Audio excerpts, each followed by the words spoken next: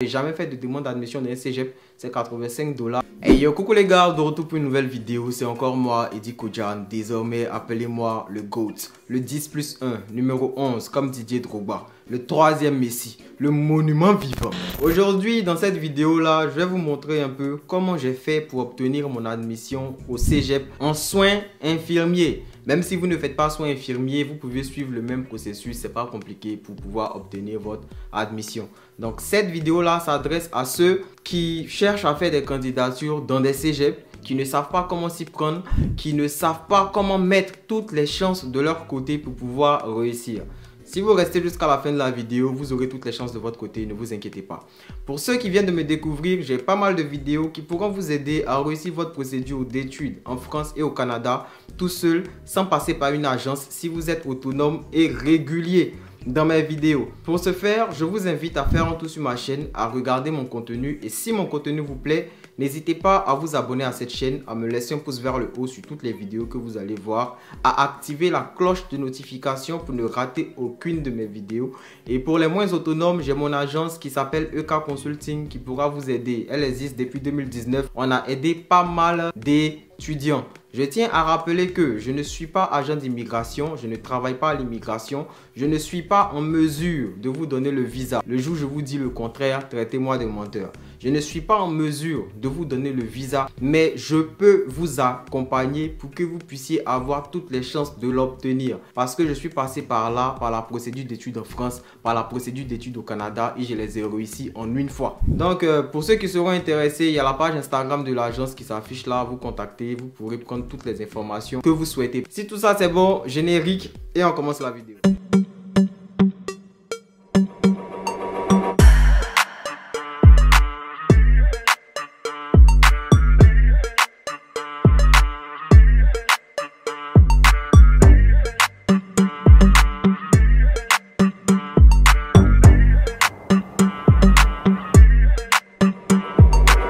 Il a nerf partout.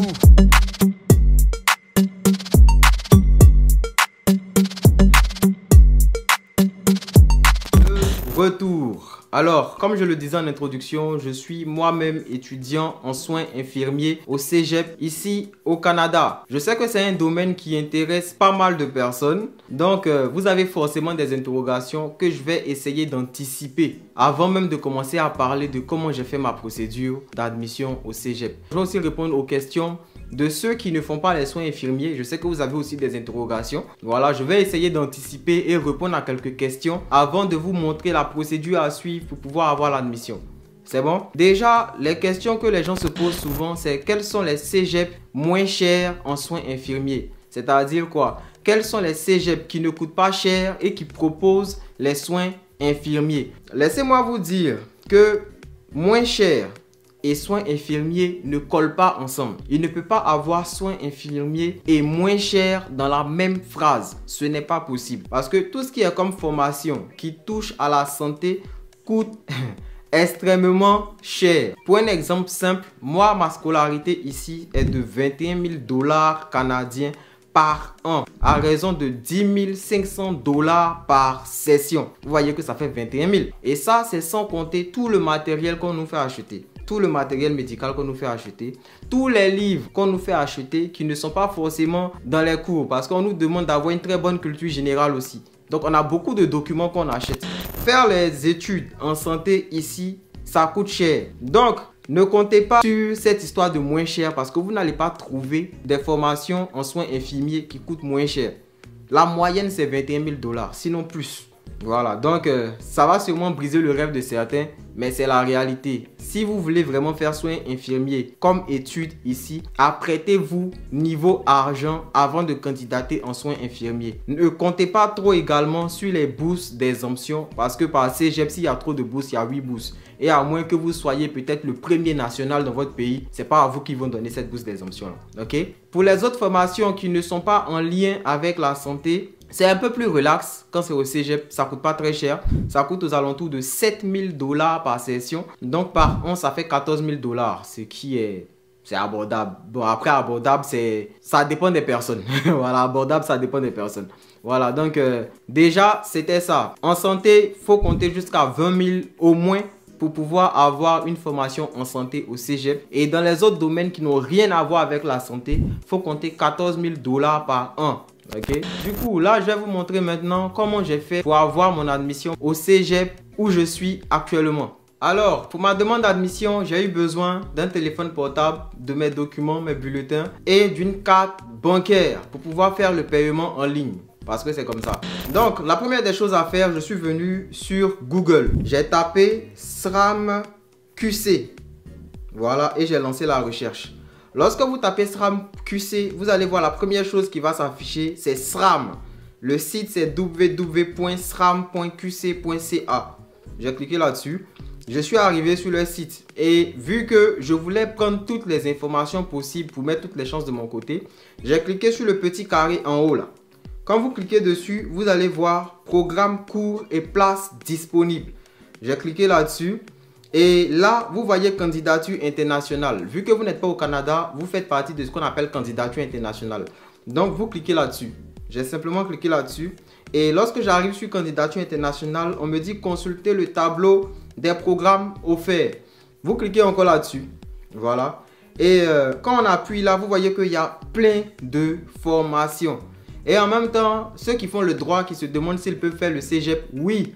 Je vais prendre votre cas pour faire un exemple tout à l'heure.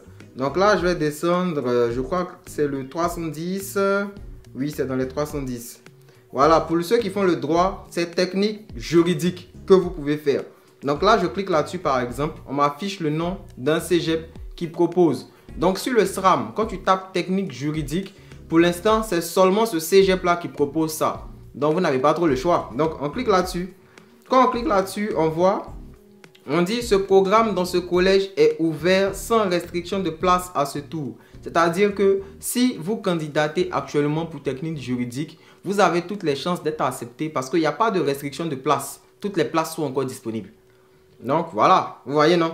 Donc maintenant on dit préalable. Quand on dit préalable, c'est-à-dire prérequis, ce que vous devez avoir au minimum pour pouvoir candidater. On dit mathématiques de la 10e année d'études. La 10e année d'études, c'est la classe de seconde dans le système français. Si vous ne connaissez pas la seconde, faites la conversion des années de lycée dans le système français, vous allez comprendre. Donc, les mathématiques de la 10e année d'études, ce sont les mathématiques de la classe de seconde. Donc ça déjà, ça va déterminer est-ce que vous avez des chances d'être accepté au cégep ou pas. Si vous regardez vos moyennes de mathématiques en seconde et que c'est dans les 4, vous savez que vous n'avez pas beaucoup de chances. N'est-ce pas? Voilà, donc là, il va falloir maintenant espérer ou bien compter sur la chance. C'est comme ça que ça se passe. Vous voyez? Donc quand vous avez fini de déterminer le programme qui vous intéresse, on va encore cliquer en haut. Non, on va même pas cliquer en haut, on va revenir. Et lorsqu'on revient, vous voyez en haut ici, c'est mis connexion à mon dossier. En bas, c'est mis faire une demande d'admission. Vous allez cliquer sur faire une demande d'admission. On va vous demander de soumettre une demande d'admission. C'est la première des choses. Vous cliquez sur soumettre une demande d'admission. Vous venez cliquer sur candidat international. Lorsque vous appuyez ça, on va vous demander de créer un compte. Lorsque vous créez le compte, c'est à votre Gmail et puis votre mot de passe.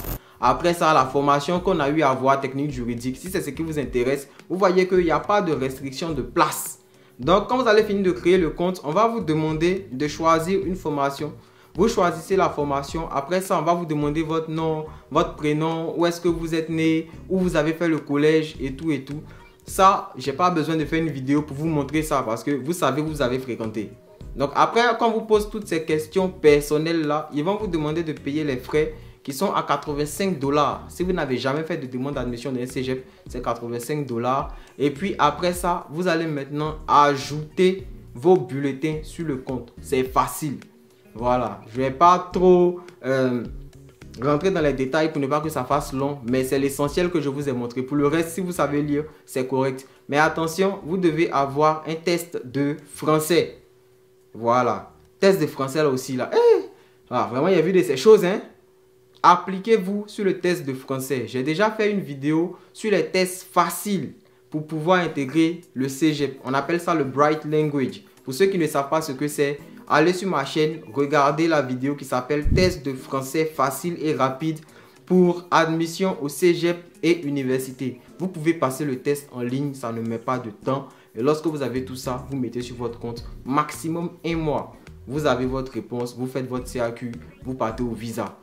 J'espère que la vidéo vous a été utile. Je vais faire d'autres vidéos par exemple sur les candidatures pour ceux qui n'ont pas le baccalauréat. Donc activez la cloche de notification pour ne pas rater les prochaines vidéos, j'insiste là-dessus.